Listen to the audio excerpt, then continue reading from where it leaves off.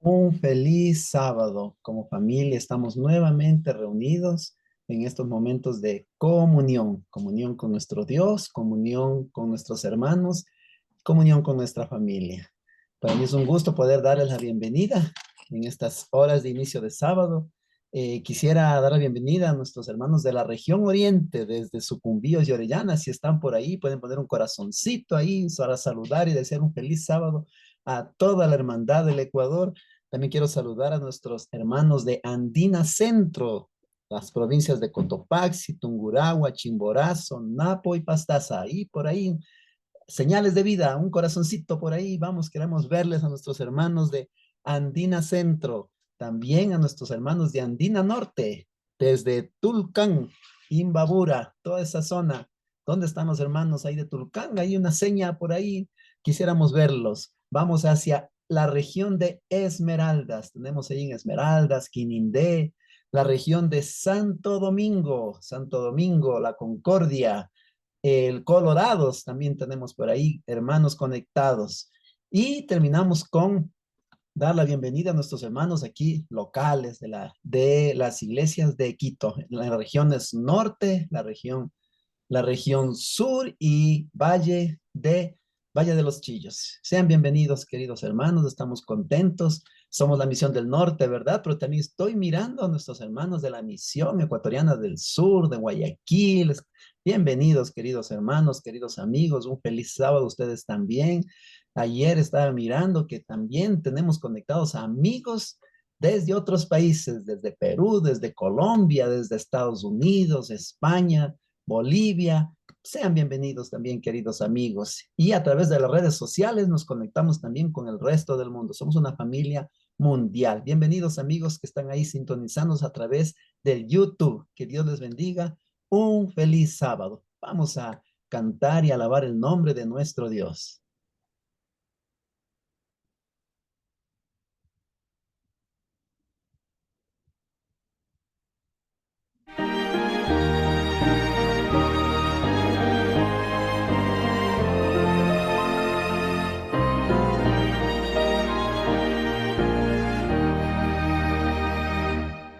Entonado un himno que alegre el corazón, vamos pronto a nuestro eterno hogar, porque pasará esta noche de aflicción, vamos pronto a nuestro eterno hogar.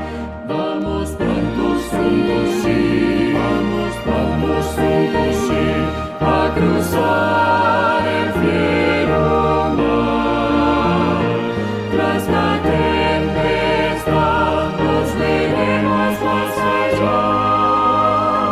Vamos pronto a nuestro eterno hogar. Cuanto pida Dios, el fiel siervo cumplirá. Vamos pronto a nuestro eterno hogar, y su Espíritu nuevas fuerzas nos dará. Vamos pronto a nuestro eterno hogar.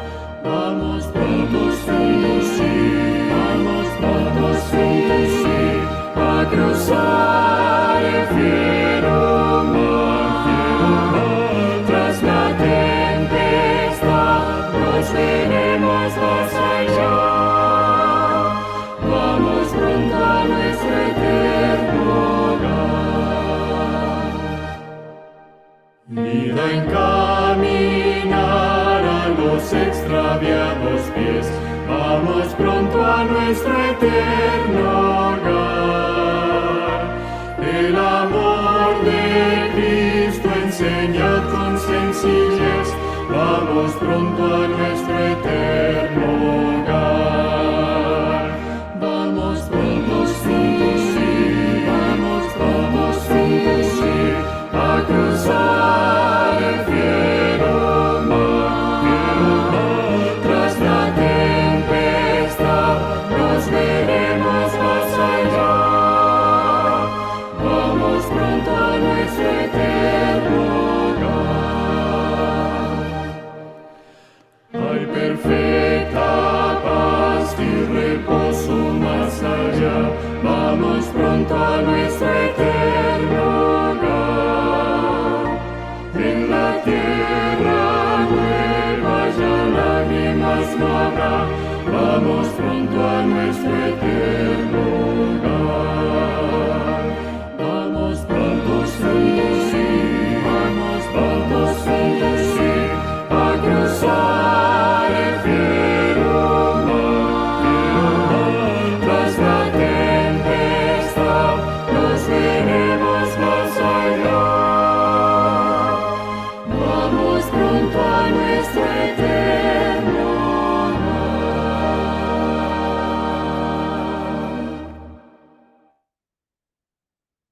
Un abrazo para cada uno de ustedes, apreciados hermanos, familia que nos están escuchando y que están conectadas durante toda esta semana. Hoy es sábado, estamos felices porque las primeras horas del sábado llegaron a nuestra casa, a nuestros corazones y ahora disfrutamos de la paz prometida por el Señor.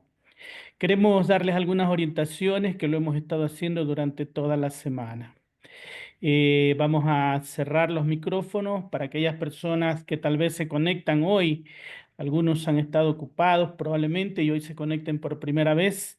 Los micrófonos estarán apagados y este programa está siendo grabado. No se preocupe, el programa está siendo grabado. Usted lo va a poder encontrar, va a poder repasarlo toda la semana, va a tener la oportunidad de volverlo a mirar, de ver las preguntas y seguramente aquello que más le ha tocado el corazón. Eh, por favor, haga sus preguntas 20 minutos antes de que el tema concluya. Se va a abrir el chat para que usted pueda hacer sus preguntas. Haga las preguntas. Si por alguna razón su pregunta no es seleccionada, eh, quédese tranquilo. Estamos seleccionando ahí la mayor cantidad de preguntas que puedan ayudar para que el programa y el tema de la noche pueda ser mejor entendido. Sin lugar a duda, todas las preguntas van a tener respuestas, pero aquí estaremos seleccionando aquellas preguntas que estén relacionadas con el tema y que abran un abanico ahí para que podamos entender mejor lo que se ha tratado cada noche. Lo mismo haremos esta noche. Ustedes están inscribiendo, la asistencia de cada uno de ustedes está siendo posible gracias a ahí se ha presentado un link para que cada uno pueda poner su asistencia.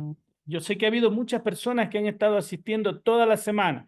Felicitaciones, está registrado ahí. Si usted cada noche se ha ido registrando, su asistencia está registrada y vamos a otorgar a esas personas ahí un certificado en línea, pero tienen que estar registradas en el link que cada noche los pastores han estado enviando para sus iglesias, para sus congregaciones, para cada uno de los distritos. Amigos queridos, felicitaciones porque hemos tenido una asistencia muy buena durante toda la semana y los temas han estado realmente muy importantes. Ha habido momentos muy, muy buenos, muy hermosos y seguramente será de bendición para la vida de cada uno de nosotros. Con estas indicaciones quiero invitarlos, por favor, para inclinar las cabezas y vamos a pedir que Dios pueda dirigir el programa esta noche. Vamos a orar. Amado Dios, que moras en las alturas de los cielos, muchas gracias por el sábado, Señor. Gracias porque cada 6 días tenemos 24 horas en las cuales, Señor, podemos estar mejor conectados contigo, las cuales podemos, Señor, recibir de una manera especial aquellas bendiciones prometidas por ti, Señor, para tu pueblo que cada 6 días, Señor, guarda este momento, reconociéndote como el Señor de este mundo, el Creador y el Señor de nuestras vidas. Amado Dios, hoy queremos entregar este programa en tus manos. Queremos pedir la bendición sobre aquellas personas que están dirigiéndolo y de una manera muy particular sobre el pastor Celis que tendrá, Señor, el tema de esta noche. Por favor, Padre, que tu Espíritu Santo pueda estar en medio de nosotros. Te lo pido y te lo agradezco en el nombre poderoso de Cristo Jesús. Amén. Damos la bienvenida al pastor Cristian Álvarez. Ha estado todas las noches con nosotros. Pastor Cristian Álvarez, por favor, tenga ahí la gentileza de Gra- presentar a la persona escogida para esta noche. Muchas gracias, Pastor Luis, por la introducción. Hermanos, solamente un detalle para que ustedes no olviden, nuestra semana de identidad adventista termina mañana. Mañana vamos a tener un tema muy sumamente importante que va a tratar, ¿verdad?, de los adventistas y la disidencia. Va a estar a cargo del director asociado del Biblical Research, el doctor Alberto T. Y va a ser un tema sumamente importante. Entonces ustedes marquen allí para que no piensen que la semana termina hoy, ¿no? La semana sigue mañana. Muy bien. Y para mí es un gusto en este momento presentar al doctor Sergio Celis. Él tiene 51 años, está casado con Ninayet Galleguillos por 29 años y ellos tienen dos hijos, Yaciel de 26 y Joyce de 23 años. Él es hijo de misioneros que sirvieron allí en el Ecuador, viviendo durante su adolescencia allí en la ciudad de Guayaquil. Y allí el doctor Celis se graduó en la secundaria en el Colegio Adventista del Pacífico, ¿verdad? Allí en Ecuador, ¿no? En febrero del 91. Tiene una licenciatura en teología por la Universidad Adventista de Chile. Tiene una maestría en teología por el Seminario Adventista Latinoamericano en la UPU y tiene un doctorado, un PhD en religión con especialidad en estudios históricos y sistemáticos en áreas filipinas. Ha sido pastor distrital en Chile, en Perú. También fue departamental de JA en la misión chilena del Pacífico y actualmente es docente, coordinador de posgrado en la Facultad de Teología de la Universidad Adventista de Chile. Así que para mí es un gusto presentar en este momento a mi amigo, el colega, pastor, doctor Sergio Celis. Oye, ahora sí, Sergio, el tiempo es tuyo y tenemos un tiempo, ¿verdad? Y después de eso, preguntas.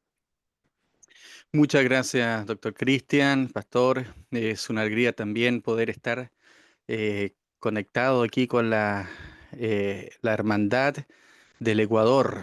La verdad que yo me siento muy identificado con Ecuador, aunque viví solo 6 años allí, pero viví un tiempo muy importante que es mi adolescencia. Así que de alguna manera dejé allí muchas amistades, muchos lindos recuerdos.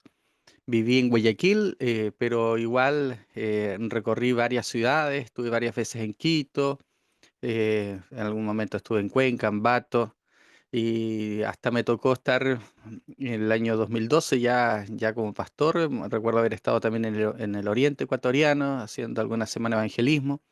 Así que me siento muy, muy feliz de poder estar ahí, aquí conectado con ustedes, ¿no? Sí, quizás los hermanos más antiguos se acordarán de mi padre, que fue pastor departamental de jóvenes y comunicaciones allí en la entonces misión ecuatoriana, cuando era una sola misión en el Ecuador. Y ahí se hicieron varias actividades y congresos y cosas donde mi padre siempre estuvo muy involucrado. Así que me siento muy feliz en realidad de poder estar conectado con ustedes. Un abrazo desde acá, desde la Universidad Adventista de Chile.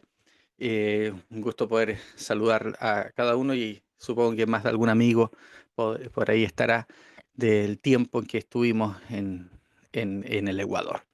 Muy bien, tenemos ahora el tiempo para poder conversar un tema que ha levantado ciertos cuestionamientos, un poco de polémica y tristemente también cierta división dentro de la iglesia adventista, ¿no? Que es el tema de la teología de la última generación. ¿Qué es esta teología? Bueno, vamos a analizar ese tema. Si me permiten, voy a compartir una presentación. Me confirman si se está viendo la presentación. Y Se puede ver muy bien, ajá, y se escucha también. perfecto, perfecto, agradezco. Entonces, es un tema muy apasionante, y eso, bueno, porque acá ya van a ser un cuarto para las 10 de la noche, entonces tengo que estar bien despierto para poder presentar este tema. Este es un tema muy amplio, no vamos a poder cubrirlo a cabalidad. Tengo entendido que ya anoche hablaron algo, un tema muy conectado con esto, ¿no es cierto?, que tiene que ver con la naturaleza humana de Cristo. Yo lamentablemente no pude participar de ese tema, vamos a hablar un poquito de eso, pero vamos a centrarnos en explicar un poquito qué es la teología de última generación y algunas implicaciones que puede tener esta teología para la doctrina del santuario. Como introducción, podemos decir que en décadas recientes, lo que se ha llamado la teología de la última generación se ha intentado exponer como el único y auténtico mensaje adventista en cuanto a la justificación por la fe, la expiación y el estado del remanente en el tiempo del fin, ¿no? Entonces, para muchos, este es el auténtico mensaje que la iglesia debe tener y proclamar, y cualquier otro mensaje no, no es el auténticamente adventista, ¿no? Vamos a tratar de revisar algunas ideas. Como dije, no vamos a poder profundizar en las discusiones, simplemente la idea es poder compartir algunas reflexiones respecto a esto y que pueda servir para futuras análisis y también profundizaciones. La verdad es que hay mucho material en la web. Lamentablemente siempre hay más material del que uno quisiera, en el sentido de que hay mucho más material promoviendo esta teología que el que trata de colocar la otra mirada, ¿no? Yo creo que cuando uno quiere ser honesto con la búsqueda de la verdad, debe siempre profundizar en ambos sentidos. Entonces vamos a tratar de responder dos preguntas, ¿no? ¿Qué enseña la teología de última generación y cómo se relaciona con la doctrina del santuario? Entonces la primera pregunta es, ¿qué es la teología de la última generación? Seguramente más de alguno ha escuchado. Es una propuesta realizada por algunos adventistas a partir de la Biblia y los escritos de Elena de White. Postula que antes de que Cristo venga, debe existir un grupo de personas que a través de una obediencia perfecta y un carácter perfecto vindicará el carácter de Dios delante del universo. Este grupo de personas permanecerá sin la asistencia del Espíritu Santo, ya que se habrá retirado de la tierra, sin intercesor en el cielo, ya que Cristo habrá terminado su intercesión, y por sus propias fuerzas y medios debe afrontar el tiempo de angustia sin pecar. Debo decir de que no todos los hermanos de la teología de última generación van a creer igual. Hay muchos de ellos que este último párrafo tal vez no van a estar de acuerdo, pero así es como comúnmente se ha explicado este tema. Y según, ¿no es cierto?, la teología de la última generación, eh, una vez que hayan dado este testimonio de perfección al universo, ¿no? Cristo podrá venir a rescatar a sus hijos, ¿no? Tiene un elemento de condicionalidad, la perfección de los hijos de Dios, a fin de que Cristo pueda regresar a la tierra, ¿no? Sería básicamente la idea principal. Ahora hay otros elementos involucrados, pero antes de ver esos elementos involucrados, quizás un poquito de la historia. ¿De dónde viene la teología de última generación? Los defensores de esta teología, de estas ideas, sostienen que se origina en el mensaje predicado por Elliot Wagoner y Alonzo Jones en el Congreso de la Asociación General en Minneapolis de 1888. Todo buen adventista, quizás que lleva un tiempo y que ha estudiado la historia de la Iglesia, era de acuerdo que el Congreso de Minneapolis de 1888 fue un punto muy importante en el desarrollo doctrinal de nuestra iglesia. La hermana White así lo menciona. Y lo que destacó allí, ¿no es cierto?, fue eh, eh, el compartir un evangelio, vamos a decir, ¿no es cierto?, un mensaje mucho más cristocéntrico de lo que venía la iglesia predicando hasta ese momento, ¿no? Aunque el mensaje específico que ellos presentaron en el Congreso no está documentado, esto es algo bien curioso, porque no hay ningún tipo de actas ni tampoco, digamos, tenemos los mensajes que ellos predicaron allí. eh, en documentos posteriores nosotros podemos ver que Waggoner y Jones creían, especialmente Waggoner, ¿no? Y quizás en eso hay que mencionar que Waggoner fue mucho más insistente en algunos de estos puntos, pero especialmente el Waggoner eh, hizo énfasis en que Jesucristo, no estoy diciendo que este sea el mensaje de 1888, pero estoy diciendo que Waggoner en sus escritos posteriores destaca algunas de las ideas que van a ser la base sobre la cual se va a construir la teología de última generación. Waggoner enseña que Jesucristo tuvo una naturaleza caída igual que nosotros y que si Jesús venció el pecado y nunca pecó, nosotros también podemos hacerlo. Esta posición respecto a la naturaleza humana de Cristo se ha conocido como lapsaria o poslapsaria. ¿Qué quiere decir? Que Jesucristo se hizo hombre, se encarnó con una naturaleza caída. Eso significa lapsaria. Lapsus significa caer, ¿no? O caída, ¿no? Entonces, lapsaria o poslapsaria significa que Jesús asumió todas las consecuencias del pecado de Adán y por lo tanto es igual que nosotros, ¿no es cierto? Con una naturaleza caída después del pecado y cómo el pecado afectó a toda la humanidad. Ese es uno de los temas principales que se presentan en la teología de última generación y que pueden remontarse a las ideas de los Waggoner. Quien sistematizó, digamos, y presenta más esta idea es un teólogo llamado Milian Andreasen, ¿no? Fue quizás el teólogo más sobresaliente de la Iglesia Adventista entre los años 30 y 50 del siglo pasado. Increíble como ya van a ser 100 años, ¿no es cierto?, de todo esto. Andreasen tomó ideas de Waggoner y desarrolló lo que hoy se conoce como la teología de la última generación. Si vamos a decir quién es el padre de la teología de última generación, sin duda, eh, un nombre a apuntar es Milian Andreasen. Sus ideas respecto a este tema aparecen especialmente en el último capítulo de su libro El santuario y su servicio de 1937.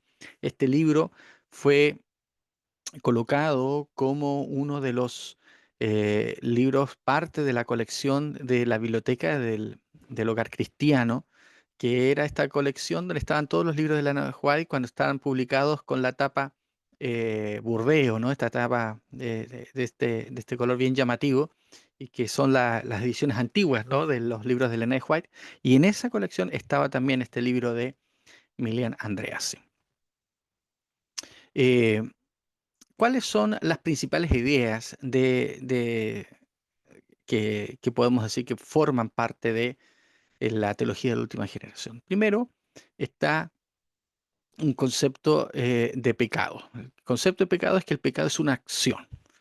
Y si bien es cierto, hay una consecuencia, hay una naturaleza heredada, esa naturaleza heredada no constituye pecado, simplemente es una tendencia y por lo tanto no debiera ser concebida como pecado. Se le llama, eh, digamos, solamente es transgresión de la ley, la acción puntual y no una naturaleza, esa naturaleza que tenemos, ¿no? No se niega, aunque algunos sí la van a negar, pero en general la teología de última generación no niega la presencia de una naturaleza pecaminosa heredada, pero que esa naturaleza no es pecado. Vamos a explicar un poquito más después de esto.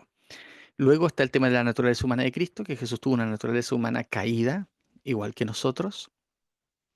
Luego también podríamos haber agregado ahí una discusión respecto a la expiación, pero creo que es un tema un poquito más largo para explicar. Eh, Pasamos al tema de la perfección. De la misma manera que Cristo vivió sin pecado, nosotros también podemos vivir sin pecado, ¿no? Es un llamado a igualar la vida perfecta de Jesucristo.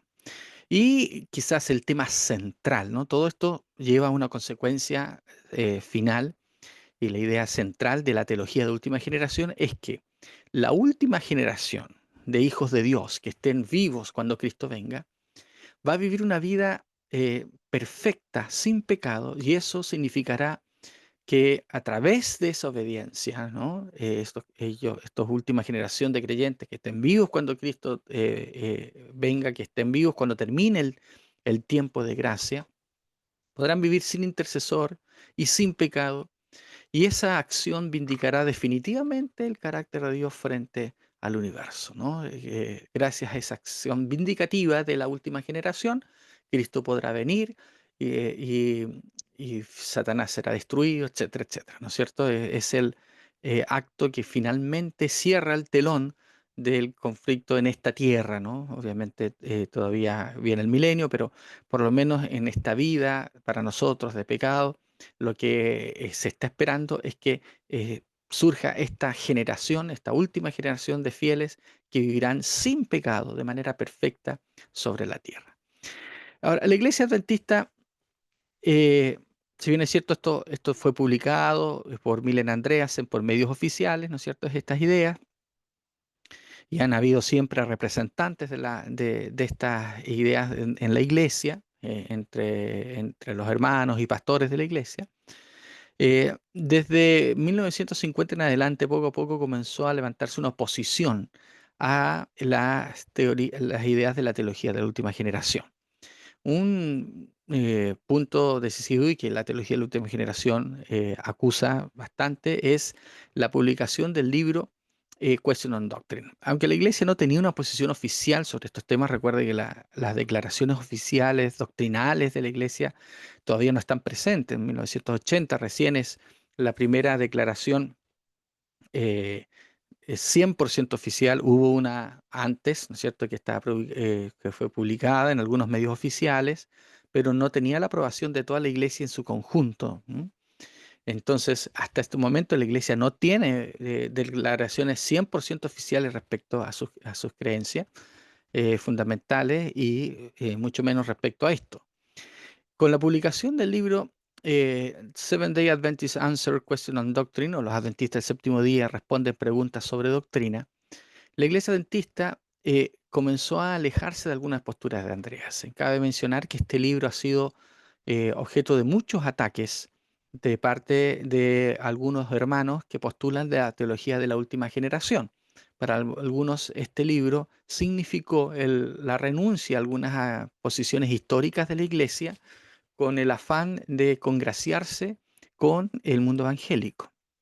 Podemos decir que esto es parcialmente verdad, ¿no? ¿En qué sentido? En que la mayoría de las preguntas del contenido de este libro es excelente. De hecho, el mismo Melan Andreasen reconoció en su momento que el contenido del libro era bastante bueno en su mayoría. Son dos puntos los que fueron controversiales y hay que reconocer que pareciera que aquí se toma una posición que no era la más aceptada dentro de la iglesia en esos momentos, ¿no? De hecho, eh, podemos decir que ni aún hoy, en la manera en que se explican esos dos temas, no es la manera más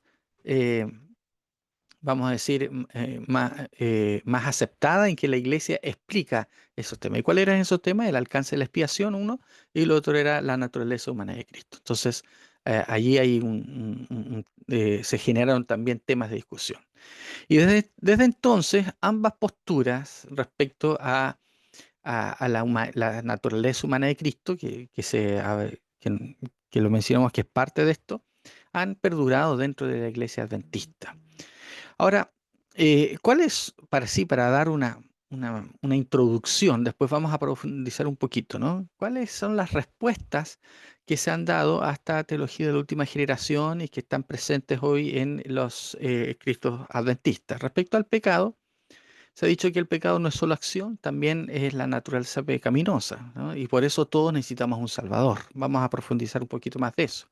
En cuanto a Jesucristo, su naturaleza, nosotros creemos que Jesús fue 100% humano, heredó nuestras debilidades, pero la tendencia de nuestros teólogos es decir que Jesús no heredó las tendencias pecaminosas o aquellas tendencias tendencia hacia el pecado, ¿no? que tenemos todos nosotros. En cuanto a la perfección, se ha he tratado de mencionar que la perfección bíblica no debe entenderse como una impecabilidad, como la ausencia completa de pecado, sino madurez, semejanza a Cristo, ¿no? Porque solamente cuando Cristo venga, esta naturaleza pecaminosa desaparecerá del todo. Y en cuanto a la vindicación, la respuesta que generalmente se da es que no se necesita una vindicación de la última generación, porque la vindicación del carácter de Dios ya ocurrió en la cruz. Cristo ya respondió a las acusaciones de Satanás. Creo que estudiamos en la escuela sabática hace poquito ese tema y creo que también ahí quedó muy claro este punto, ¿no es cierto? Que la vindicación del carácter de Dios ya ocurrió en la cruz y no se requiere una vindicación adicional por parte de la última generación. Muy bien. La pregunta ahora es, ¿qué implicaciones tiene esta teología de última generación en la doctrina del santuario? Y aquí vamos a tratar de profundizar un poquito en algunos temitas. Primero, una pequeña reseña de la importancia del santuario para nosotros como iglesia adventista. Y aquí quisiera mencionar que si hay una creencia que para nosotros como adventistas es central, es la doctrina del santuario. La doctrina del santuario es considerada la razón de ser de la iglesia adventista, ¿no? Es la creencia, la enseñanza que nos aclaró muchos problemas, muchas dudas en el momento del chasco, ¿no? Fue la respuesta a lo que sucedió en 1844. Es la única doctrina que es exclusiva de la iglesia adventista. Si bien es cierto, hay muchos teólogos que están no adventistas que han hablado acerca de la importancia del tema del santuario para poder entender la doctrina de la salvación, para poder entender algunos otros temas. Ninguna iglesia protestante, ninguna iglesia cristiana, tiene esta creencia como parte de dentro de su cuerpo doctrinal como una creencia fundamental, como nosotros la tenemos, ¿no? Es exclusiva de la iglesia adventista. Según Elena de White, es uno de los factores integradores de todo el pensamiento adventista, dice el conflicto de los siglos. El asunto del santuario fue la clave que aclaró el misterio del desengaño de 1844. Reveló todo un sistema de verdades que formaban un conjunto armonioso. En el santuario, de alguna manera, se integran todas las creencias, toda la enseñanza bíblica, toda la manera en que Dios se ha revelado en nuestra vida. ¿Y por qué eso? Porque en el santuario nosotros encontramos varias cositas, ¿no? Cuando hablamos del santuario, tenemos que recordar que Dios mandó a hacer un santuario, ¿no? Dios mandó a su pueblo a levantar un santuario en el desierto. Eso está ahí en Éxodo 25, 8 y 9. No tenemos el tiempo para leer los textos. Pero sí podríamos decir lo siguiente, que este santuario era una figura, un modelo del santuario celestial. Es lo que en teología se llama un tipo, ¿no? Una tipología está presente allí para poder explicarnos la manera en que Dios actúa en el cielo. Hay una conexión importante entre las acciones de Dios en el cielo y en la tierra. Y el santuario terrenal es la manifestación visible, clara, palpable de cómo Dios quiere actuar por nosotros en esta tierra. El propósito del santuario es establecer la morada de Dios con su pueblo, ¿no? Yo aquí puse aquí algunos propósitos. Generalmente en la teología adventista no se encuentra una lista así como la que yo tengo, pero a mí me parece que aquí se pueden resumir un poquito algunos aspectos de la importancia del santuario y el propósito que tenía para el pueblo de Israel. Primero era un propósito testimonial.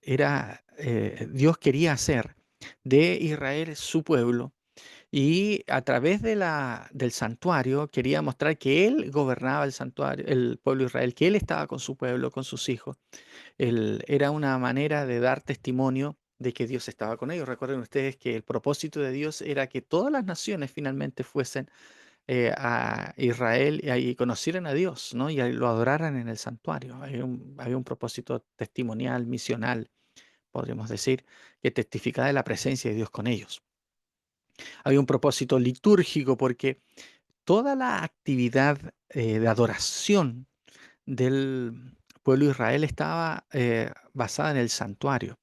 Incluso aunque el santuario, digamos, o sea, ellos no estaban todos los días en el santuario, porque ellos también tenían, eh, primero estaba, ¿no es cierto?, el sistema patriarcal, digamos, que estaba antes del santuario, y después, durante el periodo ya en que el santuario estaba construido, seguía habiendo, sobreviviendo, por así decirlo, el sistema patriarcal en el que era el padre de familia el que dirigía a Israel, estaban los levitas, que ayudaban, digamos, en la parte espiritual al pueblo de Dios. Sin embargo, para ocasiones especiales todos acudían al santuario. Había un propósito de adoración, de liturgia. Allí también se realizaban rituales y tenían que ver esos rituales con la purificación del pueblo, con la expiación del pecado. El santuario también tenía un propósito legislativo y administrativo. De hecho, cada vez que había que tomar decisiones y cosas, ellos acudían también al santuario, especialmente al principio en el desierto. Acuérdense que Moisés se sentaba y venían delante de él para poder buscar justicia, y estaban todas las leyes que aparecen en Éxodo, Levítico, en Números, que aparecen en el Pentateuco, estaban relacionadas también con el santuario. Era el sacerdote el que, digamos, hacía justicia en algunos momentos, después aparecieron los jueces, etcétera, pero siempre todo conectado con el santuario. De hecho, podemos decir que de alguna manera el santuario era el trono del rey de Israel, que era Dios, ¿no? Jehová era el Dios de Israel y desde el santuario él gobernaba a su pueblo. Y por supuesto había un propósito tipológico, que podríamos llamarlo también em, pedagógico, que tenía el propósito de poder mostrar al pueblo de Israel de manera concreta, de manera bien visible, cómo Dios iba a actuar en el conflicto y iba a solucionar el problema del pecado, ¿no? Eh, a través de los rituales, a través de todas las acciones del santuario, hay allí una manifestación clara del propósito de Dios para poder enseñar a sus hijos acerca de esto. Ahora, es el propósito ritual expiatorio el que más nos interesa acá, porque el santuario intentaba mostrar de qué manera Dios iba a solucionar el problema del pecado. El pecado era el principal problema que hacía que el pueblo no pudiese acceder directamente a Dios. Necesitaba un mediador, un sacerdote, necesitaba un sacrificio, necesitaba un representante, ¿no? Alguien que muriera por sus pecados, un sustituto, y necesitaba un sacerdote, un mediador que pudiese llevar esos pecados al santuario y que finalmente pudiese expiar esos pecados del campamento del todo en el día de la expiación. Entonces, había todo un proceso de purificación, ¿no? Un proceso de perdón, un proceso de restauración, y para que el pecador pudiese acceder a la presencia de Dios. Para muchos el tema del santuario tiene que ver con responder la pregunta: ¿de qué manera el pecador puede acceder a la presencia divina? Y en el santuario quedaba muy claro, muy ejemplificado, que la única manera de poder acceder al trono de Dios, acceder a la presencia de Dios, era a través de un intermediario, que era el sacerdote, que tipificaba a Jesucristo, ¿no? Solamente a través de Jesucristo se podía llegar al Padre, solamente a través de Jesucristo nosotros podemos tener acceso al trono de Dios. Él es nuestro representante, etcétera, ¿no? Entonces, todo se centraba en eso. ¿De qué manera el pueblo puede llegar a la presencia de Dios? Y la centralidad era, la respuesta es a través del sacrificio, a través de la intercesión de, de Jesucristo, ¿no? Es lo que el Nuevo Testamento después nos va a aclarar. Muy bien, ahora, esto nos lleva a hacer ciertas objeciones a la teología de última generación, ¿no? Que están algunas más conectadas con el santuario, pero yo creo que es importante el poder ir aclarando algunos conceptos. Eh, La primera objeción que nosotros le podemos hacer a la teología de última generación y que puede afectar nuestra comprensión respecto a lo que sucede en el santuario es el concepto de pecado. Si el pecado es solo una acción, entonces la pregunta sería cómo el santuario, digamos, solamente se encargaría de eso, ¿no? De esa situación. Y yo tengo aquí algunos apuntes que podríamos ver. Entonces, según la teología de última generación, la tendencia pecaminosa no es pecado. Solo las acciones pecaminosas son pecado. Entonces, la respuesta que nosotros podríamos hacer o el comentario que yo podría hacer eso es que si la base para la condenación y el, eh, y la, o sea, perdón, ahí está mal redactado. O sea, estamos de acuerdo en que la base para la condenación y el castigo es la acción pecaminosa. De hecho, la Biblia habla del juicio por obras, ¿no? Finalmente, Dios se fija en nuestras acciones para poder condenarnos. Y estamos de acuerdo que mientras no haya responsabilidad moral, no hay condenación, no hay culpa, digamos, para poder establecer la condenación. Sin embargo, también la Biblia enseña con claridad que la humanidad se encuentra en un estado de separación de Dios y que hace necesaria la acción divina para rescatarnos de nuestra condición. Y aquí quizás mencionar a aquellos, seguramente aquí hay más de un hermano que ha escuchado las predicaciones de los defensores de la teología de última generación. Y algunos dicen que si nosotros aceptamos una posición distinta a la de pecado que ellos sugieren, entonces nosotros estaríamos aceptando o abrazando la doctrina católica del pecado original. Quiero mencionar que una declaración como tal muestra un poquito de desconocimiento, de ignorancia respecto a lo que es el pecado original. Porque si bien es cierto, hay una doctrina católica de pecado original, hay otras interpretaciones que algunos les han llamado también pecado original y que no son católicas, ¿no? No es la única, la enseñanza católica del pecado original no es la única que existe en la teología cristiana. Hay más de una interpretación. Y la interpretación adventista respecto a la manera en que afectó el pecado a nuestra, de Adán a la descendencia, porque eso es pecado original, es responder esa pregunta, ¿no es cierto? ¿Cómo el pecado original, o sea, el pecado de Adán, el pecado original es el pecado de Adán, cómo el pecado de Adán afectó a su descendencia? Entonces, cualquier respuesta que yo dé a esa pregunta puede considerarse como una enseñanza o una interpretación del pecado original. Por lo tanto, de tener una opinión respecto al pecado original no significa que yo necesariamente estoy aceptando la doctrina católica del pecado original, ¿no? Eso es una ignorancia, porque hay al menos 4, 5, hasta 6, algunos yo he encontrado, distintas interpretaciones o respuestas a esta pregunta, y no todas son las mismas. Entonces, la respuesta tradicional adventista respecto a de qué manera el pecado de Adán afectó a la descendencia, es que nosotros hemos heredado una naturaleza pecaminosa, tendencias pecaminosas, pero no hemos heredado la culpa derivada del pecado de Adán. O sea, no es que cuando Adán pecó, inmediatamente ese pecado de Adán se me atribuye a mí, se me imputa y yo soy culpable del pecado de Adán. Nosotros no creemos eso. Esa es la doctrina que creen algunos católicos, o sea, la mayoría de los católicos y también algunos protestantes, ¿no? Quizás por Agustín va a ser una transmisión real a través de la misma, digamos, aunque no usa esa, esa nomenclatura Agustín por el tiempo en que vivió, para Agustín de Hipona va a ser a través de la misma ADN, lo vamos a decir, por los genes, ¿no? Él va a decir de otra manera, por la semilla, digamos, de manera física se transmite eso. Para Calvino va a ser de manera federal, o sea, Cristo es perdón, Adán nos representaba a todos y todos estaban de alguna manera en Adán. Y por lo tanto todos nosotros también recibimos esa condenación.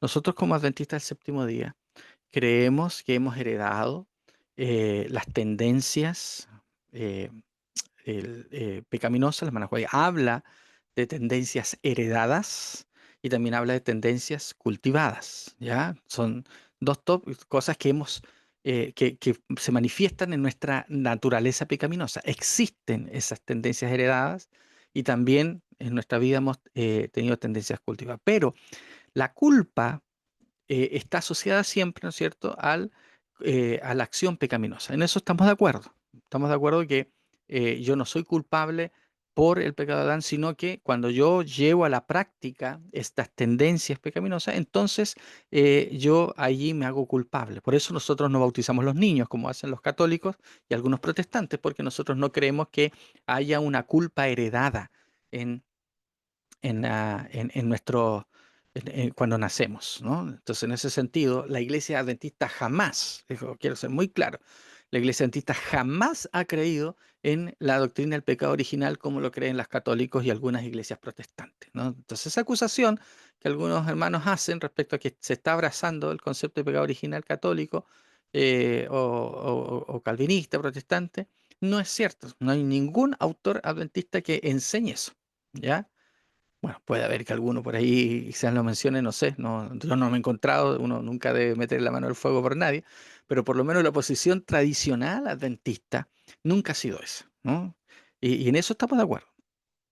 Sin embargo, el hecho de que nosotros no heredemos la culpa del pecado de Adán y de Eva, no significa que las tendencias heredadas, ¿no?, que la hermana White habla y que la Biblia también presenta, significa que esas tendencias heredadas no constituyan pecado. No son la base de nuestra condenación esas tendencias, pero digamos que ya por haber nacido con esas tendencias, nosotros necesitamos un Salvador. Esas tendencias eh, no nos condenan, pero no, por el otro lado, tampoco nosotros nacemos por defecto salvos. No, la Biblia dice claramente que esta raza, nosotros como raza humana, hemos caído a ser entrampados por alguna manera, ¿no es cierto?, por Satanás, y por lo tanto necesitamos de un Salvador. La hermana White describe el pecado como un principio que domina y somete nuestra vida, tanto la Biblia como la hermana White. No tenemos el tiempo para presentar la evidencia acá, pero la hermana White, aunque ella claramente dice, ¿no es cierto?, que la única definición de pecado es transgresión de la ley, ella también lo describe, ¿no? La hermana White nunca digamos, cuando dice única definición, se refiere a que la única vez que la Biblia define el pecado, ¿cierto? Pero también la hermana White define el pecado y en la misma cita del conflicto de los siglos, cuando dice la única definición es transgresión de la ley, habla que es una manifestación exterior de un principio, dice ella, ¿no es cierto?, que está contrario a la ley de Dios y que, ¿no es cierto?, si es una manifestación exterior de un principio que pugna, ¿no es cierto?, con la ley de Dios, significa que ese principio está, ¿dónde? Dentro de nosotros, porque se manifiesta exteriormente. Por lo tanto, digamos, hay allí el pecado está presente en nuestra vida, nos ha separado de Dios, nacemos separados de Dios, no nacemos culpables del pecado de Adán, pero sí separados, necesitados de un Salvador. Y creo que la Biblia es clara en eso. Si el pecado, ¿no es cierto?, es solo acción, muchos de los elementos del santuario carecerían de un significado real. Porque si ustedes ven el santuario, está los velos, el altar, el lavacro, ¿no es cierto?, para poder entrar, mostraban que para poder acceder a la presencia de Dios había que purificarse, porque nadie, incluso los sacerdotes, ninguno de ellos estaba preparado para enfrentarse a Dios por causa de nuestra condición pecaminosa. Estamos hablando de los hijos de Dios. Estamos hablando de gente consagrada a Dios, gente que quería servirle a Él. Entonces, si una de las cosas que nos muestra el santuario es que hay una separación clara entre la santidad divina y el pecado humano. Entonces, eh, nosotros tenemos que entender que el santuario nos muestra que para poder llegar a la presencia de Dios, al lugar santísimo, no podemos hacerlo por nosotros mismos.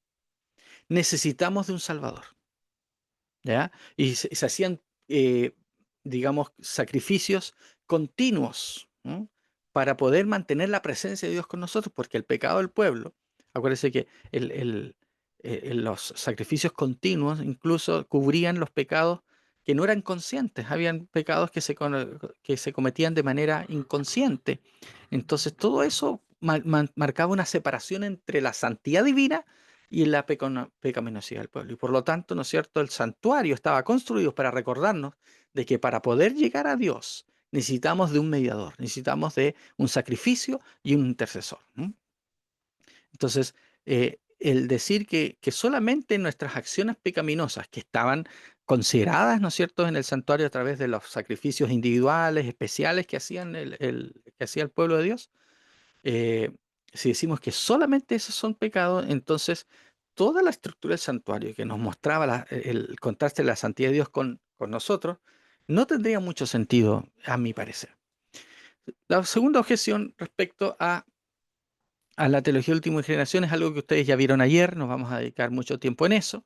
Según la teología de última generación, Jesús tuvo una naturaleza caída idéntica a la nuestra porque de otra manera no podría ser nuestro representante y nuestro ejemplo para vencer el pecado.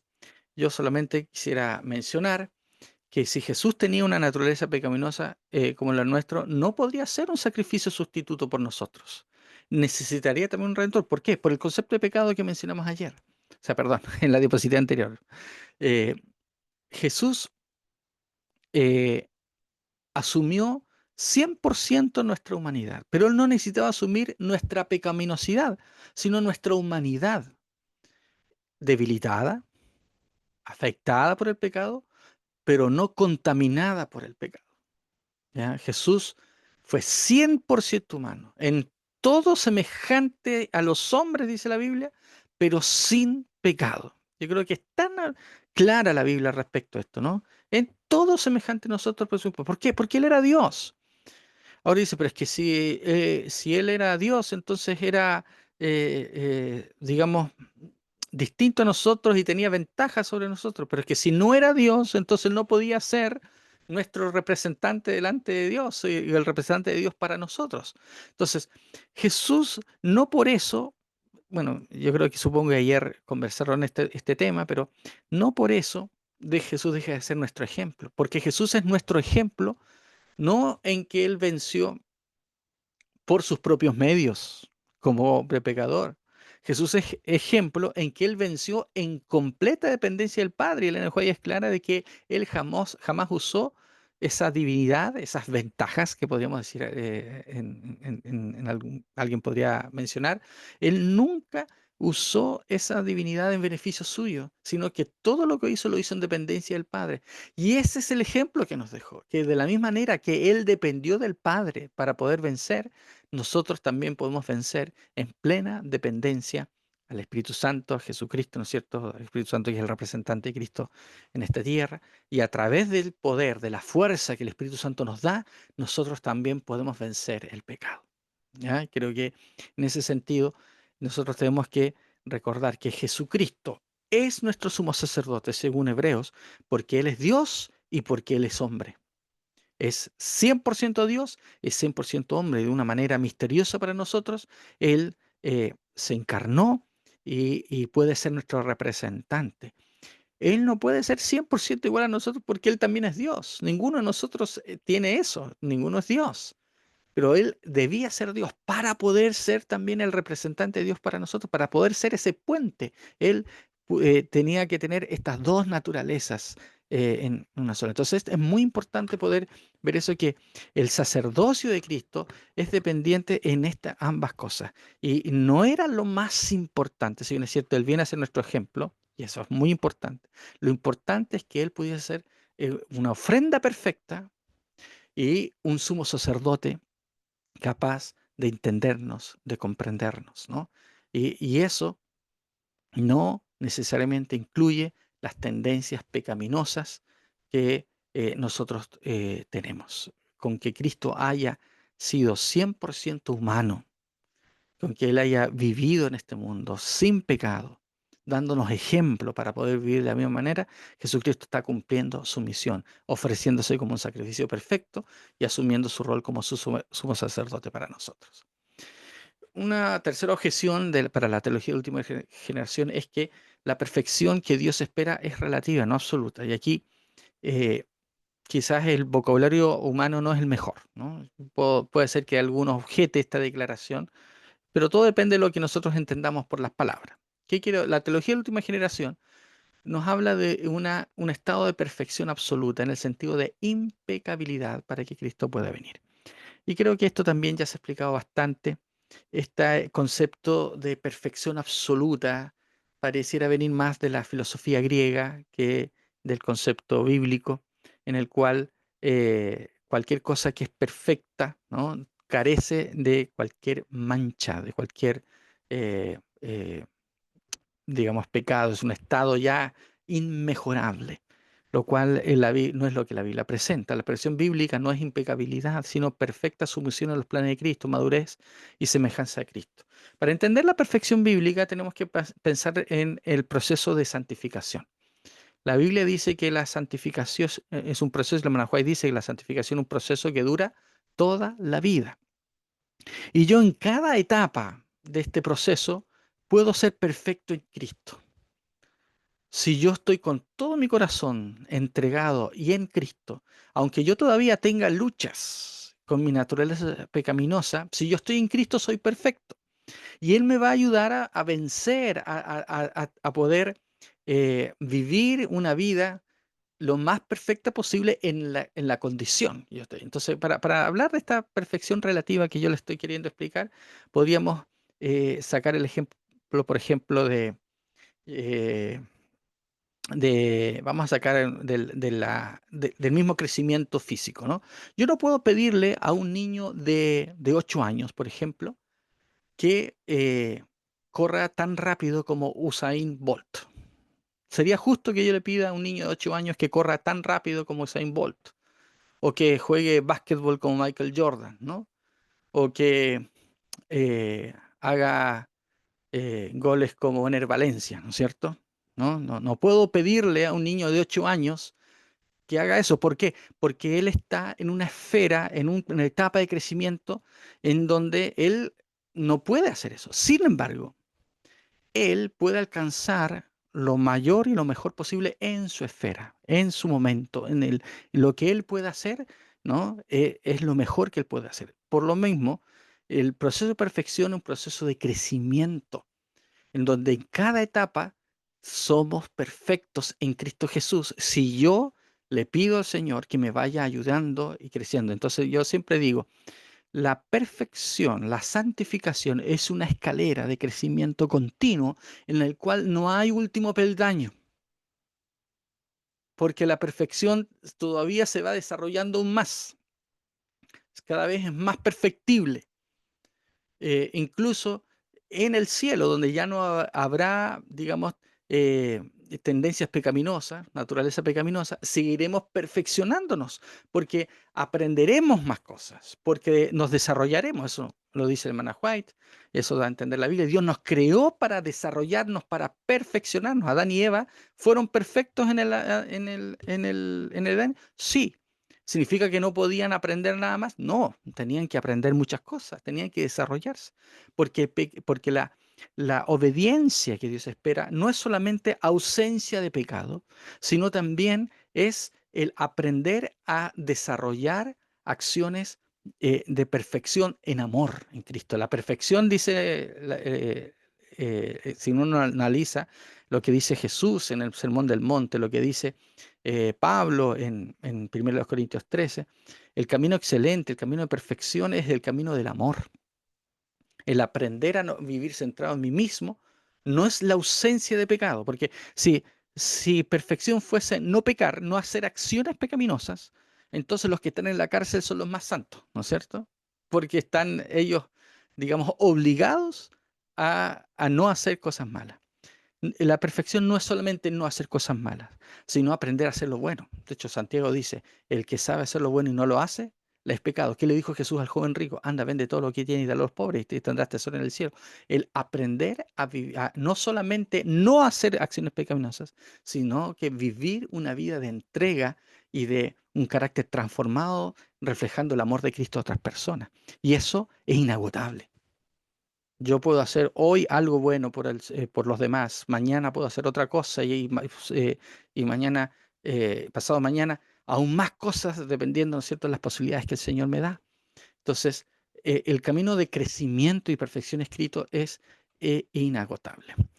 Y objeción 4, ya vamos llegando al final. Quizás el tema, como le dije recién, más importante de la teología de la última generación, que para mí presenta más problemas, que es la vindicación, que la vindicación final no depende y no puede depender de la perfección de la última generación. Según la teología de la última generación vindicará el carácter de Dios solo y solo después de eso, Cristo regresará. La vida de obediencia perfecta de la última generación demuestra que la ley de Dios puede ser guardada, ¿no? Eso es lo que la teología de la última generación dice. Y como respuesta podemos decir que el centro de la controversia cósmica no es la obediencia de las criaturas, sino el carácter de Dios, su justicia y gobierno universal. La vindicación ocurre en la cruz y en el santuario celestial. La obediencia de los hijos de Dios es testimonial, es una consecuencia de la vindicación, pero no la vindicación misma. Entonces, cuando la hermana White dice, por ejemplo, que ahí en palabras de el Gran Maestro, una cita muy utilizada por los hermanos que defienden la teología de la última generación, cuando dicen que Jesucristo no vendrá hasta que, a menos que el carácter de Cristo sea perfectamente reflejado en su pueblo. Cuando yo leo el contexto de la declaración, no es una condición escatológica, en el sentido de que es la condición para que Cristo venga. Más bien lo que está queriendo decir que es una condición misiológica. Si uno ve el contexto de la declaración, está hablando de que la iglesia debe reflejar el carácter de Cristo para poder cumplir la misión.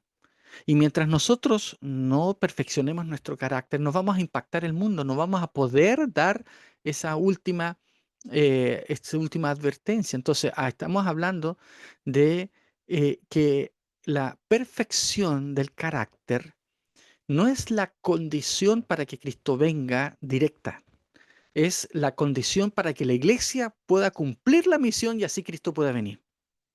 ¿Cuál es la condición para que Cristo venga? Es que finalmente todos hayan tomado su decisión y la iglesia haya predicado el Evangelio, la iglesia haya anunciado a Cristo y todas las personas hayan tomado una decisión y cuando todos hayan tomado una decisión, Cristo va a poder venir.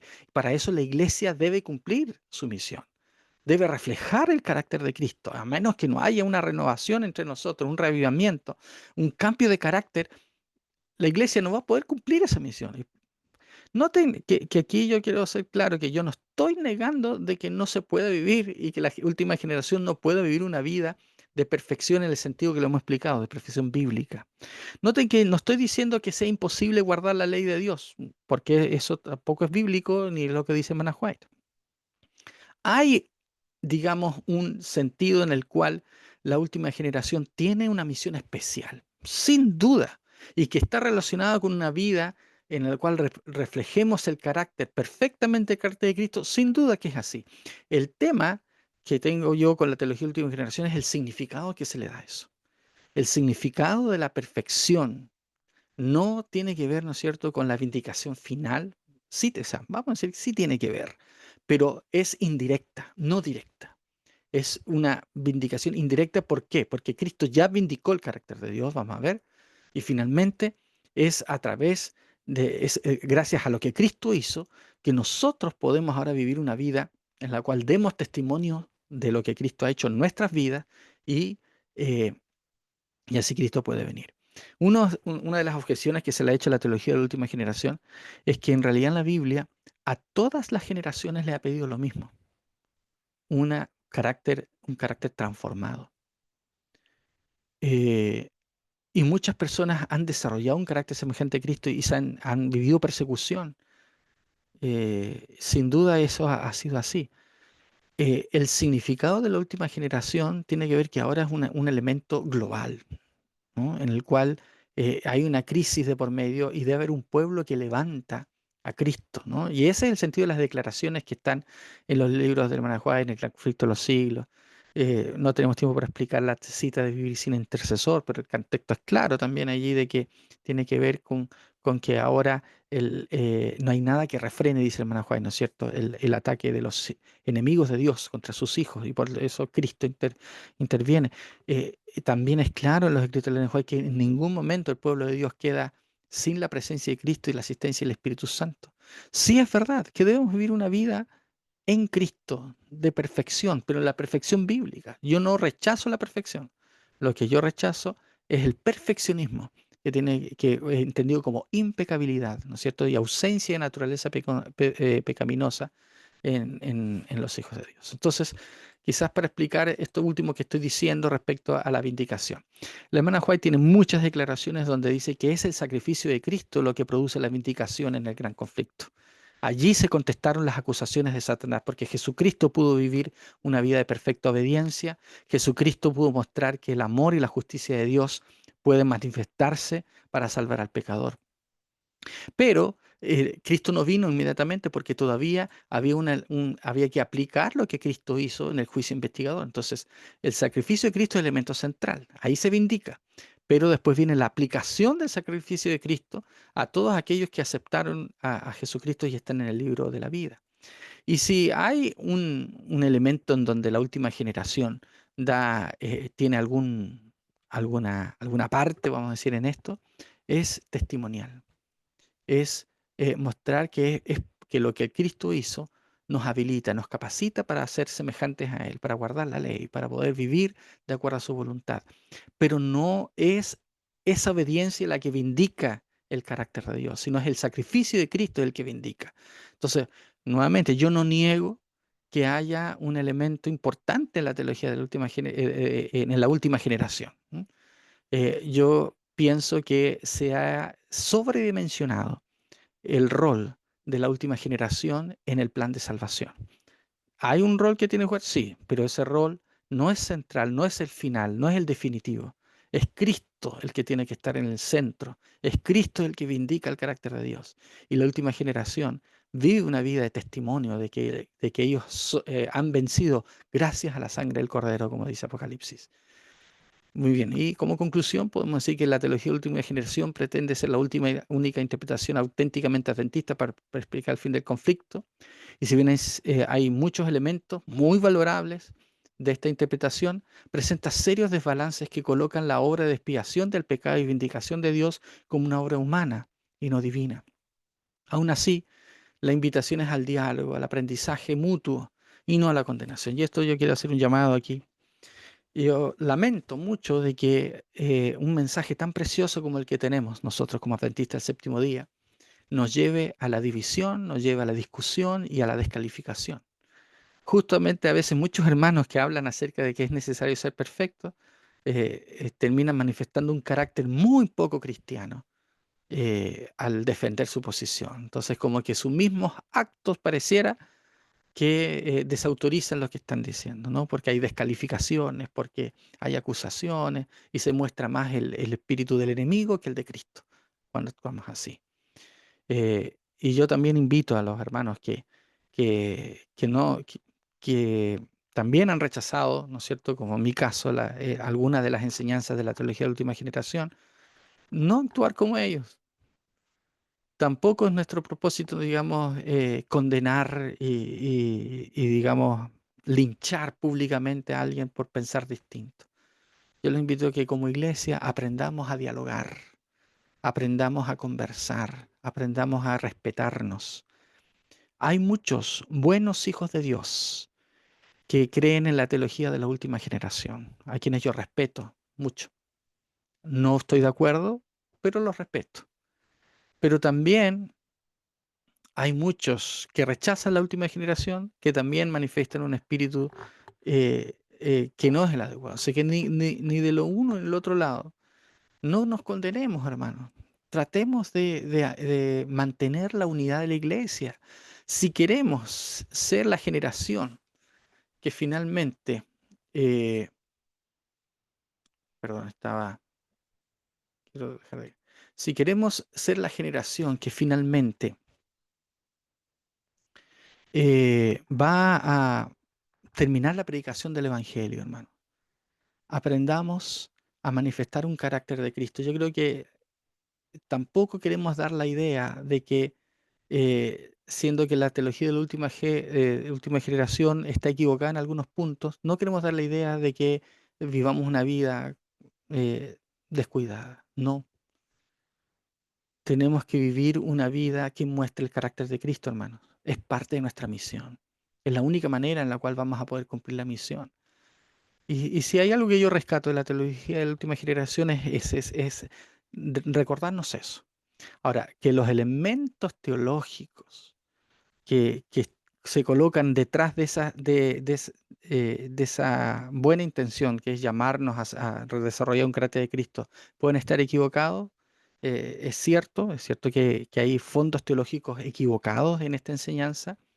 Yo creo que hay implicaciones prácticas que nosotros tenemos que tomar en cuenta y que tiene que ver con que el Señor nos está llamando a poder predicar el Evangelio, terminar la obra de la predicación del Evangelio, y tiene que ser a través de un carácter transformado, pero comprendiendo bien lo que eso significa, que es manifestando un carácter de amor, un carácter el carácter de Cristo en nuestros corazones, no de condenación, no de división, sino un carácter en el cual podamos decir la verdad, pero con amor, como Jesús lo hacía. Jesús no ocultó la verdad, pero la decía siempre con amor, nos dice el Enejo. Y había lágrimas en sus ojos cuando reprendía a los fariseos.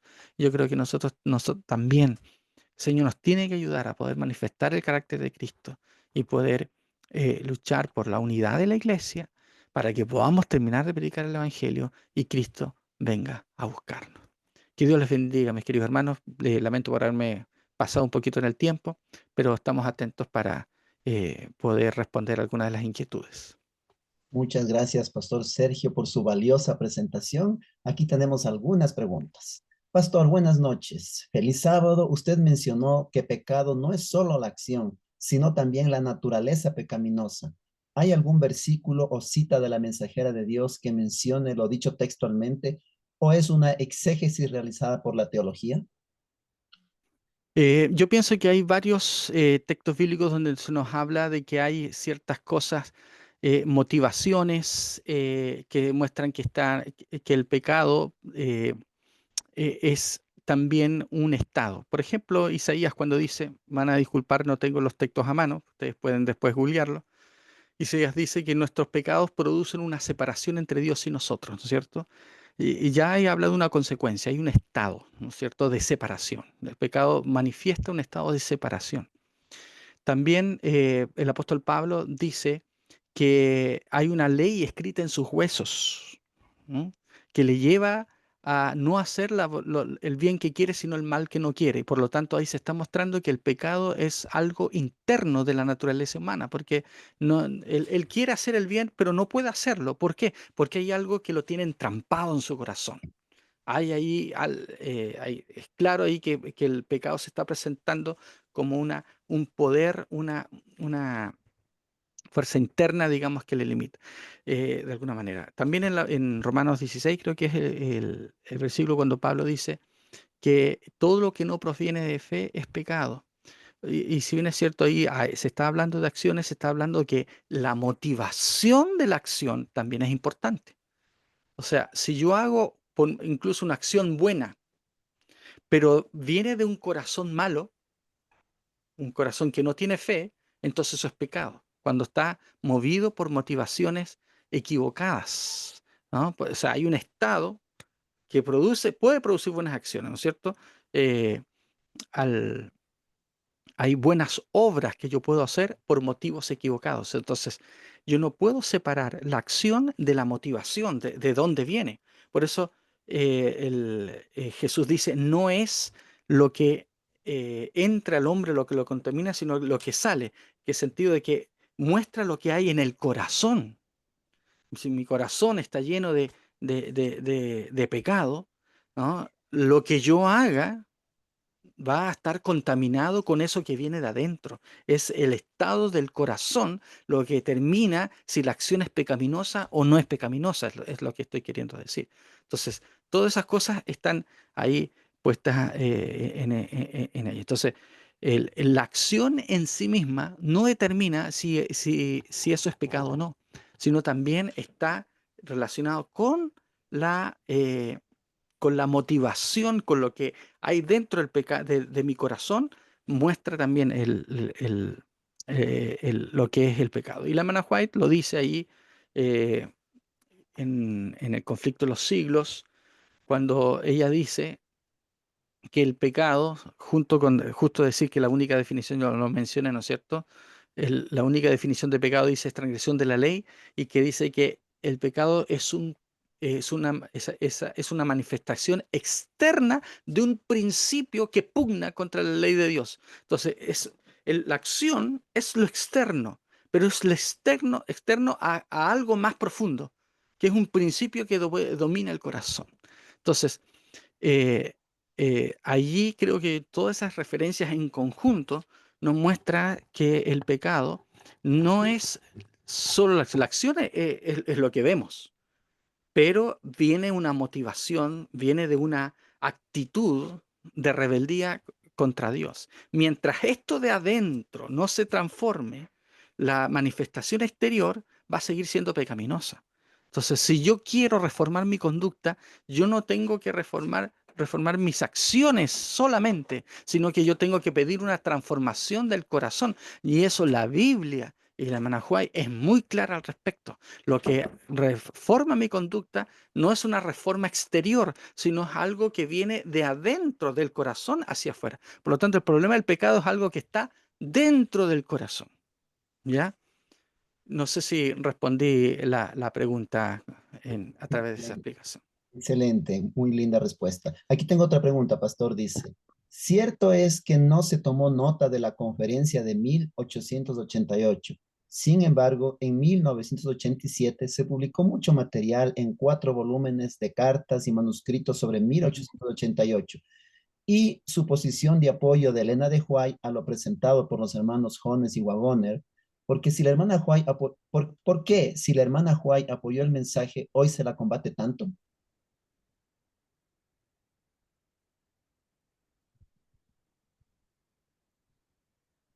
Eh, Perdón, no alcancé a escuchar toda la pregunta. No, seguramente mi internet falló en el momento, pero quiero entender lo que se hizo. ¿Me confirma si me están escuchando ustedes? ¿Me están escuchando bien? ¿Sí? Sí, sí, sí. Ok. Perfectamente. Sí, es cierto que hay varios documentos, yo lo mencioné, ¿no es cierto? Que tenemos documentos eh, allí. Ahora, Elena de White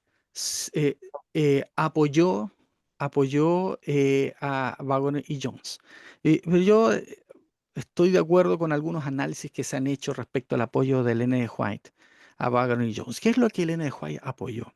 Incluso hay una declaración por ahí en que ella dice que ella no estaba de acuerdo en todo lo que ellos decían, pero sí estaba de acuerdo, ¿no es cierto?, en el énfasis, en las cosas que se estaban proponiendo. Elena de White ya menciona en todas sus declaraciones respecto a 1888 que lo que condenó ella allí de 1888 es el espíritu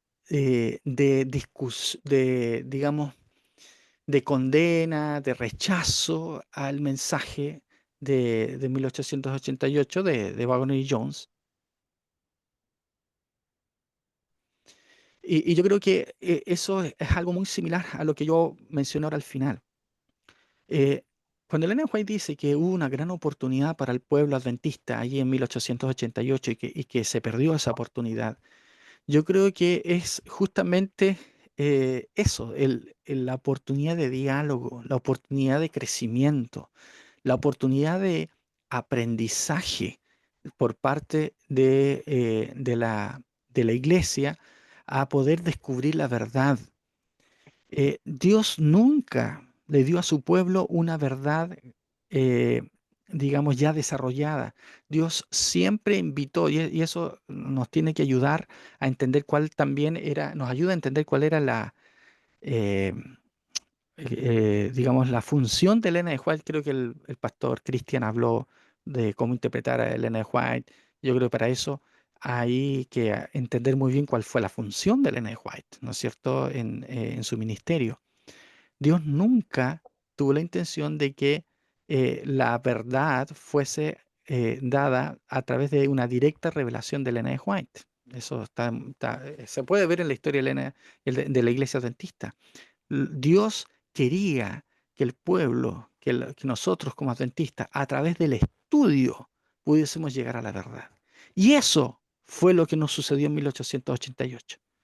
Por atacarse mutuamente, no se abrió la puerta para el estudio, para la reflexión, para entender que la iglesia estaba cayendo en un legalismo, ¿no es cierto? Que la hermana White dice que la iglesia estaba seca, como, o sea, muchas de las predicaciones, muchos de los mensajes de los espíritus estaban secos como los montes de Gilboa, dice ella, ¿no es cierto? En este contexto.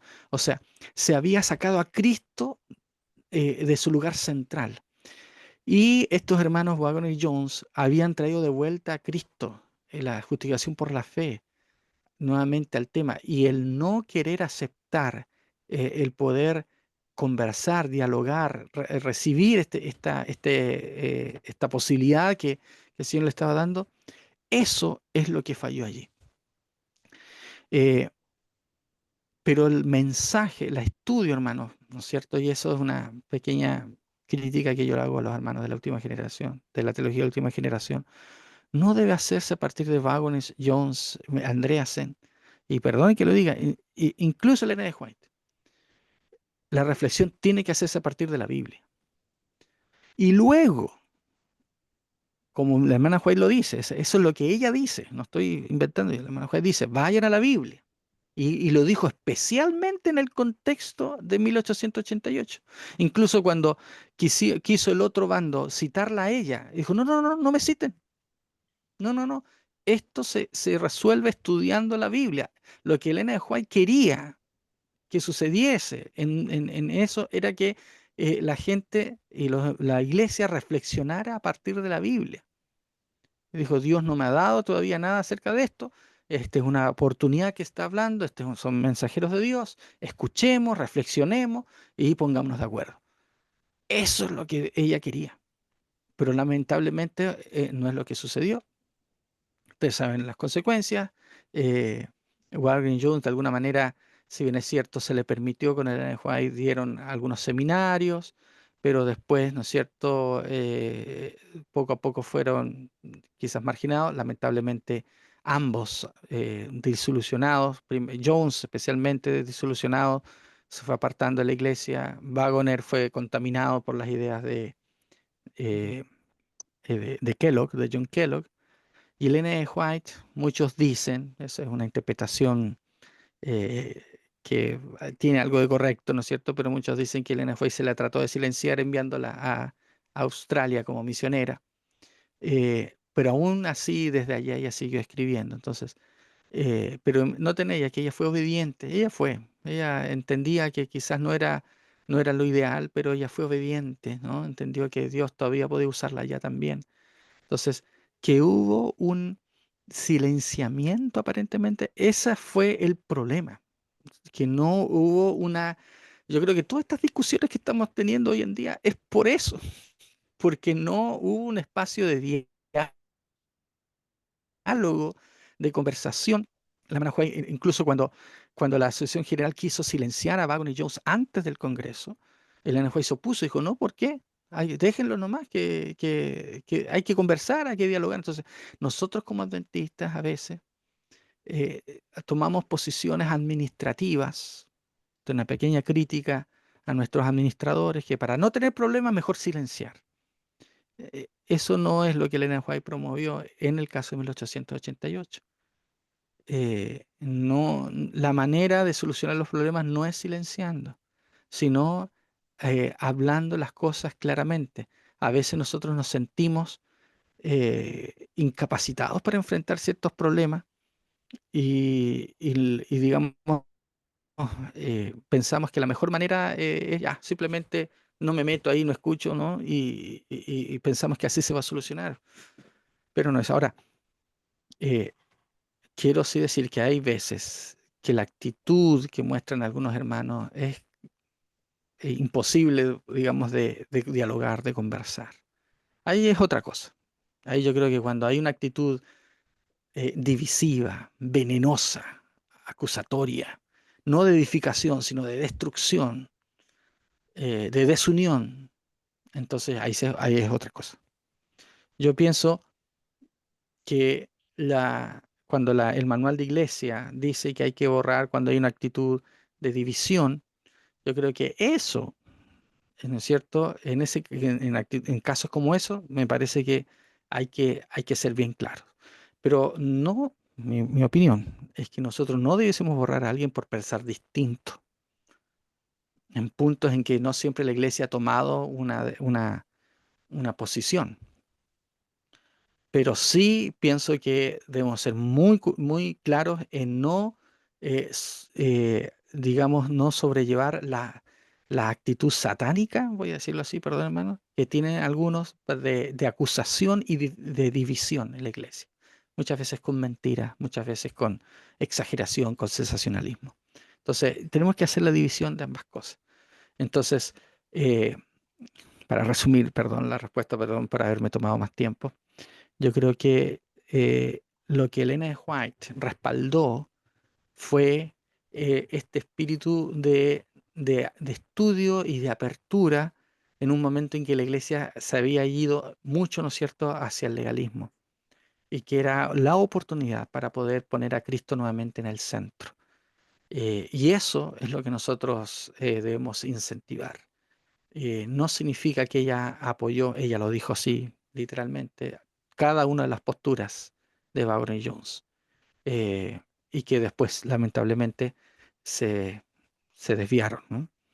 Pero sí, nosotros podemos encontrar en los escritos de Elena de White varias declaraciones que vemos que apoyaron ciertas ideas que después desarrolló en la teología de la última generación, pero ella también es clara respecto a la naturaleza humana de Cristo, respecto a la labor de la cruz para la vindicación y algunas de las cosas que hemos dicho acá. Eso sería mi respuesta, pastor. Muchas gracias, pastor. Aquí tenemos otra pregunta. Dice, ¿es posible vivir sin pecar teniendo una naturaleza pecaminosa? Eh, Depende lo que usted quiera decir por vivir sin pecar. Yo creo que, que la respuesta a esa pregunta es sí y no. Sí, en el sentido de que yo creo que cuando un corazón se entrega plenamente y sigue el ejemplo de Cristo, el Señor le va a llevar para hacer su voluntad y va a poder vivir. Y no es automático, es un proceso, es algo que nosotros vamos creciendo día a día. Pero, eh, eh, pero yo pienso que sí, en el concepto de perfección bíblica, sí. Eh, pero no significa que nuestras tendencias están del todo desaparecidas, ¿no? Yo siempre doy el ejemplo del hermano que antes de ser cristiano era alcohólico. Dicen los psicólogos que en realidad esos vicios, no sé, uno nunca digamos, nunca los supera 100%. El que es alcohólico lo va a hacer toda la vida, aunque deje de beber. Entonces yo siempre digo, el hermano que fue alcohólico da el testimonio y dice, hermano, yo desde que conocí a Cristo nunca más bebí alcohol. Amén, decimos todos, así debe ser. Pero no me diga de que cuando de repente pasa frente a una botillería, le llaman acá en Chile, no recuerdo cómo le llaman en Ecuador, donde se vende alcohol y está el olor, ¿no? No me diga que no se le hace agua a la boca, quizás, ¿no es cierto? Cuando pasa frente o siente ese sabor, olor a alcohol. No digo que sea en todos los casos, ¿no? Pero eso nos recuerda que aunque ya no practiquemos el pecado, que es lo que Dios quiere, no significa que la tendencia haya desaparecido. Por eso debemos mantener 100% nuestra fe en Cristo, ¿no? Yo sé que el Señor puede cambiar incluso nuestros gustos. Aquellos que tomamos la decisión de ser vegetarianos, sabemos que al principio, si antes comíamos carne, ¿no es cierto? Pasábamos al lado de alguien que estaba comiendo un pollito asado, se nos hacía agua la boca. Pero después de un tiempo, yo me he dado cuenta que ya no lo disfruto tanto ese olorcito, ¿no? Debo reconocer que yo he sido mayormente vegetariano en mi vida, pero en algún momento, por distintas circunstancias, he decidido comer carne en algunas ocasiones puntuales. Y yo me doy cuenta que ya no la disfruto, ya no, ya no es lo mismo, así que digo, ¿qué sentido tiene comer algo que en realidad ya no lo disfruto? Así que ya me he puesto más riguroso, ya, ya ni siquiera acepto cuando me ofrecen, porque digo, ¿para qué si no lo voy a disfrutar siquiera? Entonces, eh, por eso digo, el Señor puede hacer una obra de cambio en nuestra vida, de dominio de nuestras inclinaciones pecaminosas. Yo creo que es posible, pero siempre entendiendo, ¿no es cierto?, de que eso no significa una victoria definitiva. En Cristo somos victoriosos. La victoria de Cristo es la nuestra. La victoria de Cristo nos permite vivir una vida de victoria, pero no significa que ya está todo hecho. Debemos seguir permaneciendo. Yo tenía un buen amigo ahí, ecuatoriano justamente, eh, ya no está en Ecuador, pero él solía bromear y decía, no, yo ya vencí todos los pecados, dice, ya no, ya soy perfecto, dice, antes tenía un pecado que era la presunción, ahora ya no, dice, ya lo superé.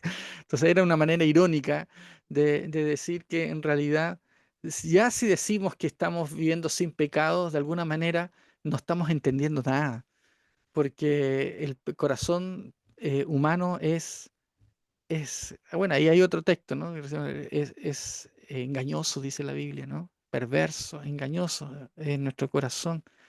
Por lo tanto, nosotros tenemos que eh, seguir pidiendo al Señor que nos ayude a vivir una vida semejante a Él. A eso debemos apuntar, hermano, a eso debemos apuntar, sin duda. Muy bien, dice aquí la pregunta, ¿cuál es la diferencia entre naturaleza pecaminosa y carácter? Eh, Bueno, la definición de carácter también ha recibido cierta discusión, ¿no? Cuando la hermana Juárez dice que el carácter es lo único que vamos a llevar al cielo. Yo he escuchado distintas explicaciones a eso. Yo pienso que el carácter es aquello, digamos, es la obra de que, a ver, vamos a decir, aquello que motiva nuestras acciones. Tiene que ver con las tendencias, sí, ¿no? El carácter yo lo puedo pervertir o yo lo puedo santificar.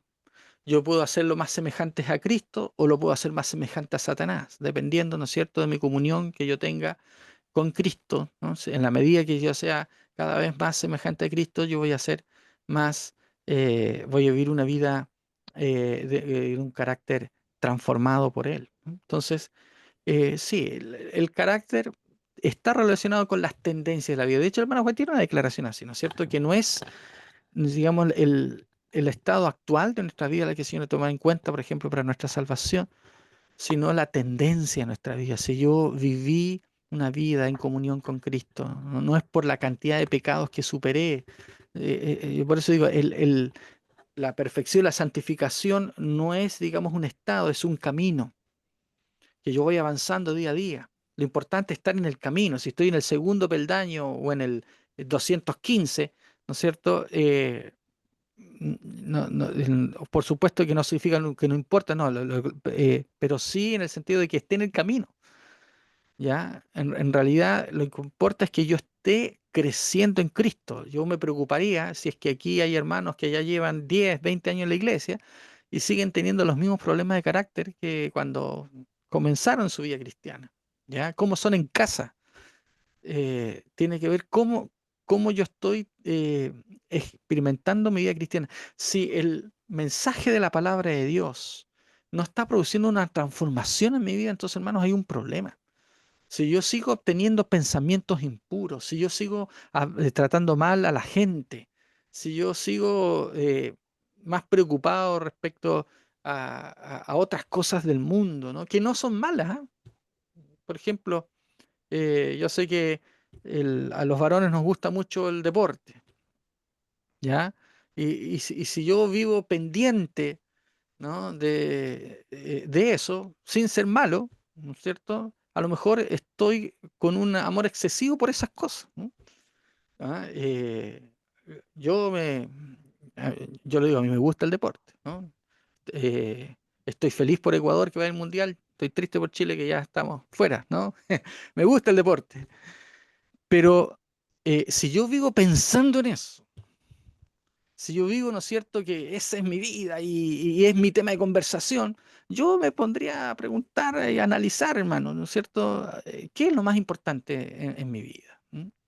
No es malo, no estoy diciendo que sea malo, sino la pregunta es, ¿qué es lo que está dominando mi mente y mi corazón?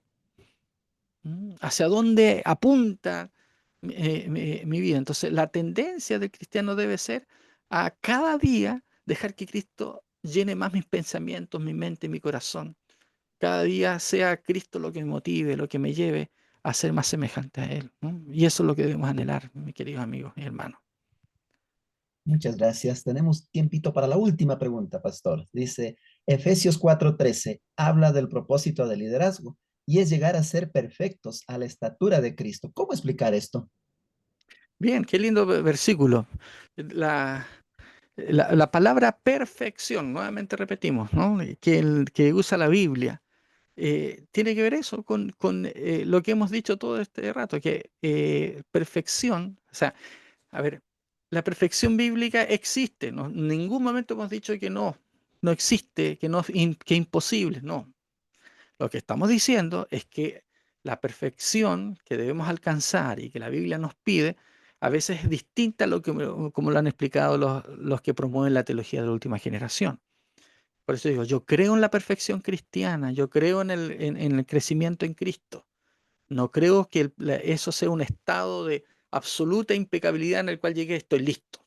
No, nunca vamos a poder llegar a eso. Yo creo que la perfección bíblica es en la cual yo estoy cada día con mi corazón lleno en Cristo.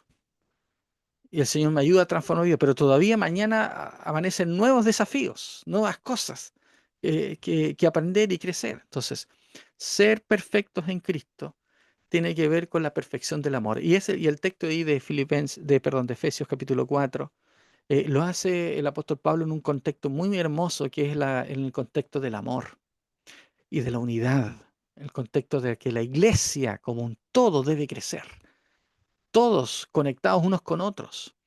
Hermanos, la perfección, la vida cristiana no es una vida de aislamiento. Hay algunos que creen que para ser mejores cristianos hay que salir de la iglesia, ¿no? Yo no voy a esa iglesia porque está llena de mentirosos e hipócritas, ¿no? Entonces yo le diría, hermano, por favor, necesitamos uno más, vente para acá, por favor, ¿no es cierto? Porque la iglesia es la oportunidad que Dios nos da de conectarnos a otros para poner en práctica los principios por los cuales Él quiere vivir. Entonces, el crecimiento y la perfección nunca ocurre en soledad. Por eso nosotros no tenemos monasterios como tienen los católicos, ¿no? Eh, en los monasterios los monjes se aíslan del mundo pensando que si están todo el día meditando eh, no sé en qué meditarán ellos, supongo que algunos en la Biblia, otros, ¿no es cierto?, en los rezos, ¿qué será? Pero piensan que esa es la manera de poder estar conectados con Dios, aislados del mundo. Si bien es cierto, nosotros sí creemos, como dice la Biblia, de que para orar hay que buscar un lugar en nuestro cuarto solos para encontrarnos con Cristo. Nosotros creemos que eso, ¿no es cierto?, nos prepara para una vida en comunidad. La vida en comunidad es donde yo pongo en práctica el cristianismo.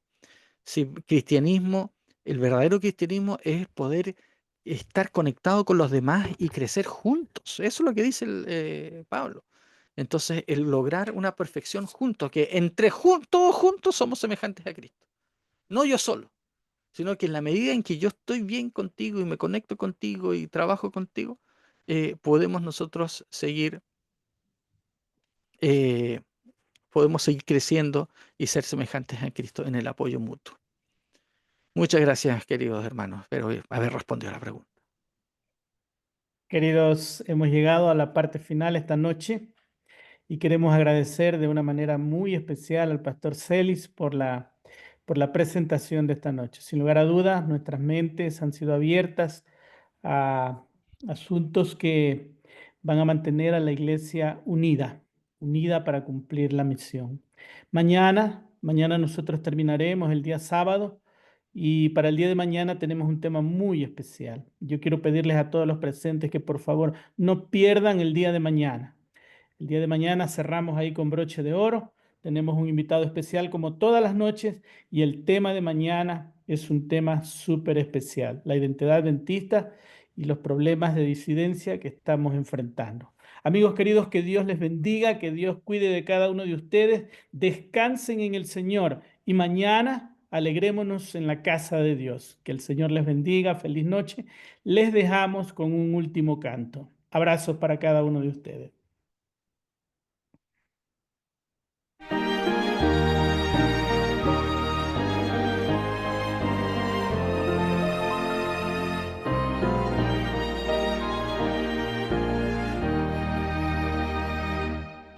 Entonado un himno que alegre el corazón, vamos pronto a nuestro eterno hogar, porque pasará esta noche de aflicción, vamos pronto a nuestro eterno hogar. Vamos pronto, sí, vamos pronto, sí, a cruzar el fiero mar. Tras la tempestad nos veremos más allá. Vamos pronto a nuestro eterno hogar. Cuanto pida Dios, el fiel siervo cumplirá. Vamos pronto a nuestro eterno hogar.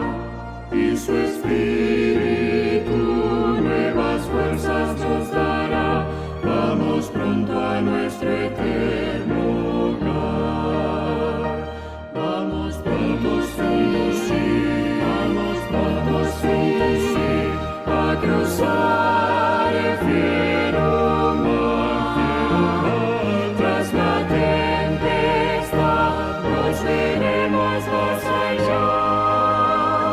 Vamos pronto a nuestro eterno hogar. Vida encaminar a los extraviados pies. Vamos pronto a nuestro eterno hogar. El amor de Cristo enseñad con sencillez. Vamos pronto a nuestro